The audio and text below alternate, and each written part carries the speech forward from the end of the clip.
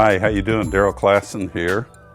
I was at the store the other day and I saw on the cover of one of the golf magazines, pinpointing the faults that are crippling your golf game without going to the practice range.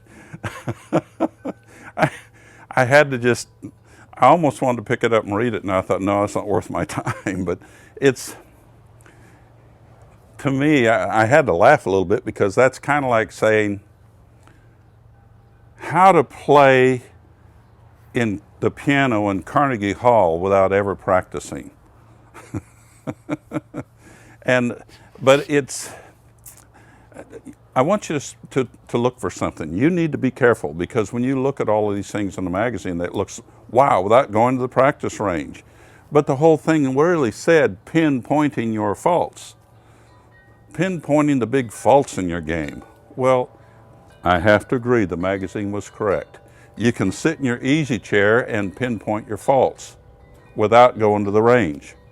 But you will not fix your faults without going to the range.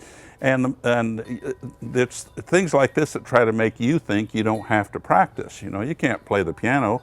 You can't be a concert pianist without practicing and learning what's going on. And golf is no different. So I have to agree, in one respect, you can pinpoint your faults by sitting in your easy chair.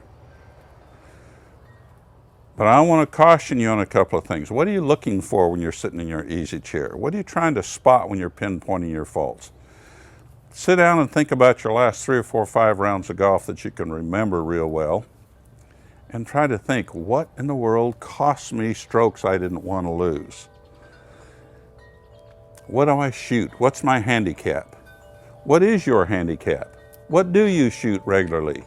Are you all over the board, or are you at least in an area like maybe 95 to 110 or 105, up and down in there?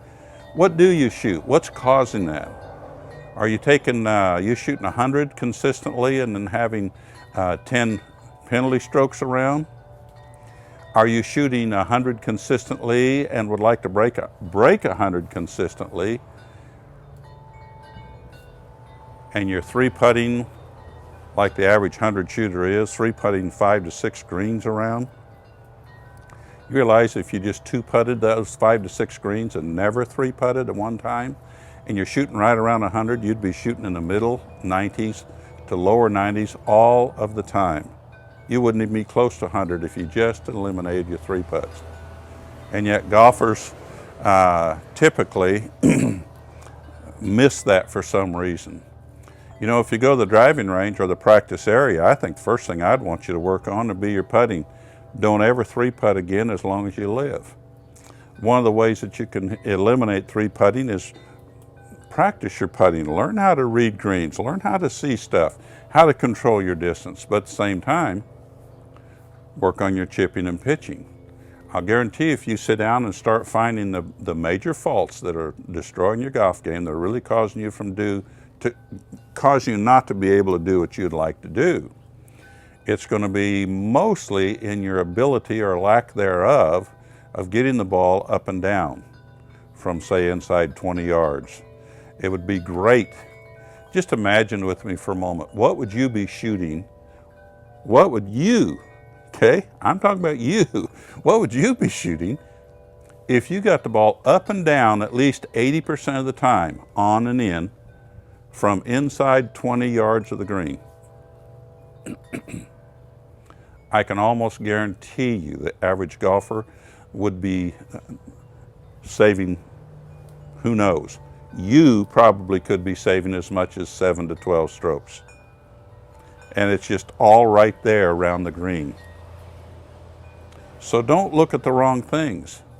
So if when you went to your easy chair to do your thinking about what's causing me where are my real faults that are keeping me from doing what I want to do in golf, if your first thought was, my slice, that's what it is, it's my slice, then I'm going to tell you what to do, okay?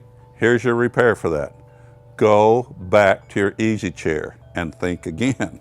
You've got to find the real place that's causing you problems, all right? And you'll find that when you sit in your easy chair and do some thinking.